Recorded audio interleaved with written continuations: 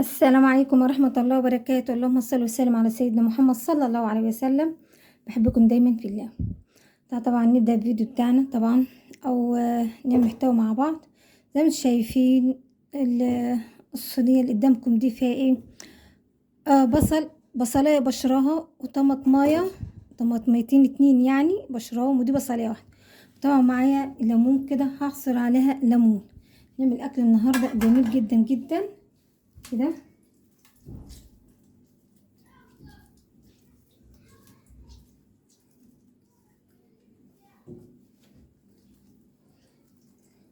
انا هعصر عليهم ليمونتين. عايزه بقى تزودي تقصي على حسب طبعا ما انتي حابه. معايا بقى علبه زبادي كده شايفين، او معلقتين زبادي يكون كبار. معايا بقى ايه يعني فصين توم، يعني 4 فصوص توم كده اكون فرماهم، او ربع معلقه توم تكون مفرومه زي ما انت بقى حابه ايه. عندك صلصه ماشي، ما عندكيش بقى نعمل ايه؟ عندي بقى ما عنديش صلصه، نعمل ايه؟ احط بقى حبه كاتشب بتاع 3 معالق كده كاتشب. الكاتشب ده بيخليها ريحتها جميله جدا، وطعمها كمان بيبقى اجمل واحلى. احط بقى بهارات الفراخ اللي احنا عاملينها طبعا مع بعض قبل كده، معلقتين كده، بس ريحتها تحفه بتبقى جميله جدا. فلفل اسود معلقه، كزبره معلقه، اللي عندك اعمليه، او حطي بهارات، اي بهارات عندك كده حط اي بهارات. احط طبعا ملح كده، معلقتين ملح. عندي بقى الايه معلقه 7 بهارات كده.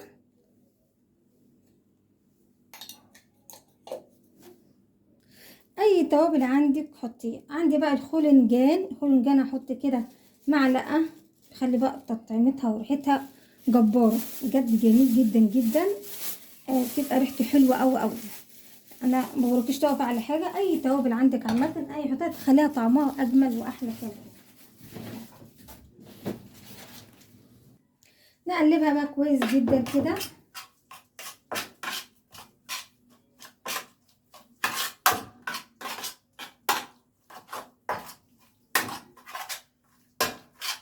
بس ان الواحد بيقلب فيها تبقى ريحتها بجد ريحه التوابل اللي فيها مخلي ريحتها طعمها جميل جدا. تعالوا شوفوا بقى الفراخ. بص انا غسلاها كويس جدا وعامله لها فتحات بالسكينه زي كده.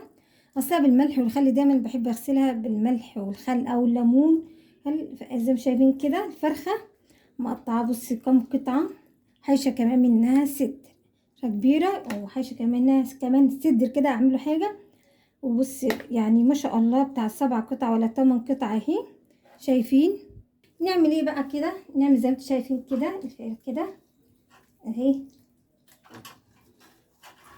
تحت دي كده، نحشي الفتحات دي كده.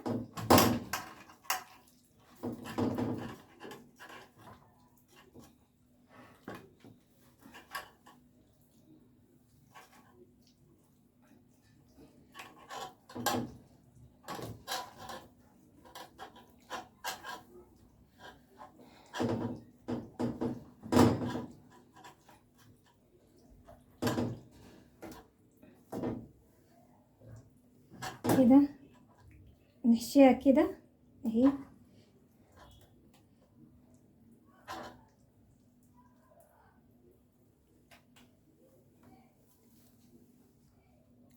زي ما انتم شايفين كده. بص بقى يعني تبلتها كده وخدت شربت من التتبيله كلها زي ما انتم شايفين. حطيت عليها بقى ايه رشه بابريكا او القرنوط الحلو زي ما انتم سابقين، او حبس كاتشب. انا حاطه على كاتشب وبابريكا وادي فلفل. البابريكا اللي هي طبعا القرنوط. هنعمل ايه؟ هحط لها حبه زيت، حبه زيت صغيره كده خالص، يعني رشه كده. هي كده كده هتنزل اهي.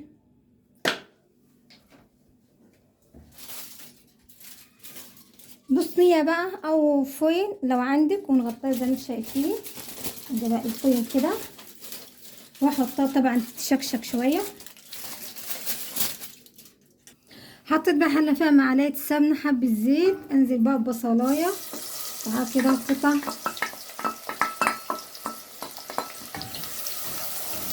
ونقلبها كده كويس جدا. كده بقى البصلايه تحمص اتشوحت معانا او اتحمرت معانا، ينزل كده بالفاصوليا.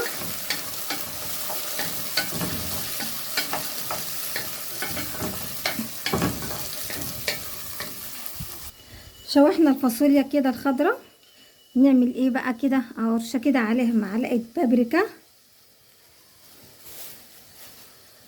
وفلفل اسود كده والكزبره على، ونقلبها كده كويس جدا. تشويحتها بتخليها جميله جدا جدا. الفاصوليا الخضراء دي بتبقى حلوه قوي، حلوه قوي لما طبعا تشوحوها. وانزل ايه بعصير الطماطم، شايفين كده.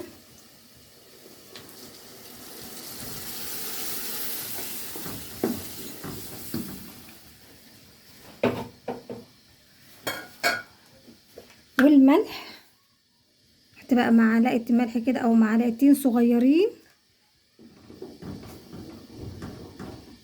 نغطيها. عندي بقى لف الجلاش كانت عندي في الفريزر، طلعتها كده من بدري، فكت معايا، بقطعها زي ما انتم شايفين كده اهي.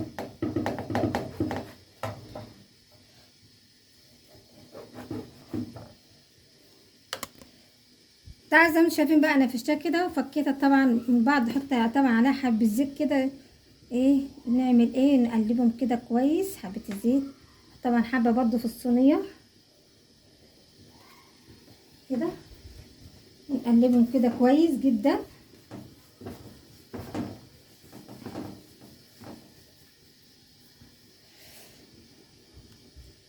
نيجي بقى ناخد ايه حبه الجلاش كده كده،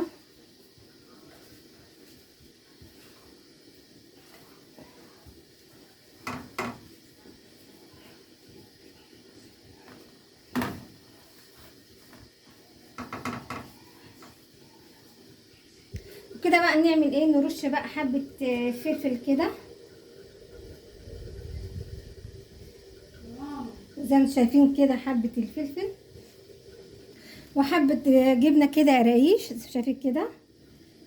اي حاجه بقى عندك ممكن تعملها فلفل بس، طبعا ممكن تعمل باي حاجه فلفل، ممكن بزيتون او بجبنه او فلفل اخضر اللي عندك، فبتبقى جميله عامه. عندي بقى زيتون مخلي، شايفين كده.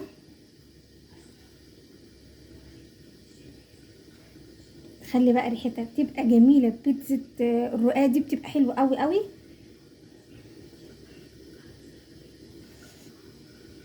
معايا بقى كوبايه لبن او ربع كيلو لبن، معاه كده بيضه وحبه فلفل اسود وربع معلقه ملح صغيره خالص وكده.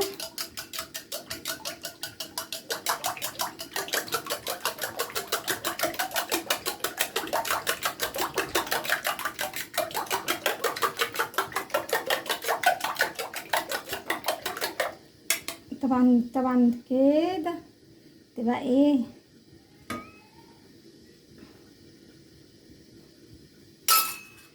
واحطها طبعا جوه الفرن وهو شغال دلوقتي على صينيه الفراخ، ونطلعها طبعا ونشوفها. صينيه الفراخ طبعا تلاقيها استوت، فانا طبعا هحط دي في الفرن الاول. اشوف بقى الطبيخ كده خلاص سبك، نزود بقى حبه ميه او الشوربه اللي عندك.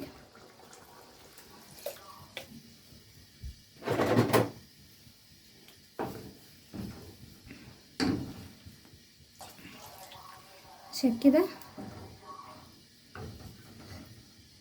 مكعب مرق الدجاج، كمون، معلقه كده كمون، حبه فلفل اسود تاني، وعن 7 بهارات ايه، نقلبها كده كويس جدا، نسيبها يا دوبك هتغلي بس كده غلوه، واجي اطفيها عليها. وكده خلاص هي غلت معانا. خلاص كده طفيت عليها، وهي كده استوت خلاص، وريحتها جميله جدا جدا، وطعمها كمان اجمل واحلى كده.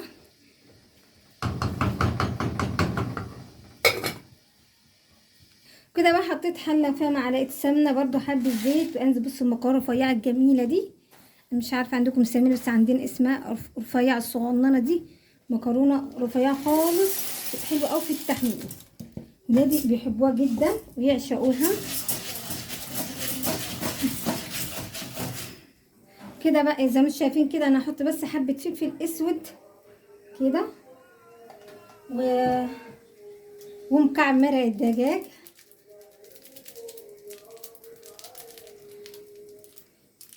ونقلبها زي ما انتم شايفين كده. بص صارت معانا ازاي جميله جدا، لونها كده حلو قوي. وكده بقى نطشها بالميه السخنه او الشوربه اللي عندك.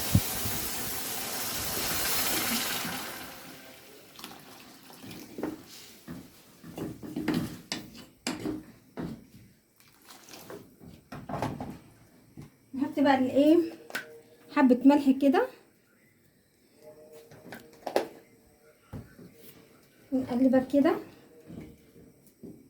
نزودها كده حبه ميه تاني على كده، نغطيها بقى ونسيبها لما تستوي. وزي ما شايفين بقى البيتزا معانا طبعا خلاص اهي جميله جدا. معانا الفراخ طبعا استوى زي ما انتم شايفينها، وعطى طبعا اللون، وفيها الصوص بتاعها جميل جدا. طبعا صوصها حلو قوي وريحته حلوه جدا. يعني مفيش الا المكرونه ده بتستوي كده وخلاص، وخلاص وكده يبقى خلصنا خلاص. متنسانيش بقى باللايك فضلا وليس امرا. طبعا تشتركوا في القناه وتفعلوا زر الجرس عشان طبعا يوصلكم كل جديد. وكده بقى انا خلاص خلصت، طفيت على المكرونه زي ما انتم شايفين كده. بص المكرونه استوت جميله جدا جدا جدا، طعمها وريحتها حلوه قوي. بص مفلفله ازاي، وادي طبعا البيتزا الجلاش بتاعتنا اللي احنا عاملينها، وطبعا الفراخ اللي عاملينها بالتتبيله والخلطه الجباره الحلوه جدا جدا. وادي طبعا الفاصوليا الحلوه قوي اللي طبعا بتبقى ريحتها من التوابل وبالطريقه اللي انا بعملها بتبقى حلوه جدا جدا. فيا رب بقى يكون عجبكم طبعا طريقتي في الاكل. لكم ما تنساش تذكروا الله يذكركم. سبحان الله والحمد لله ولا اله الا الله، الله اكبر، والسلام عليكم ورحمه الله وبركاته.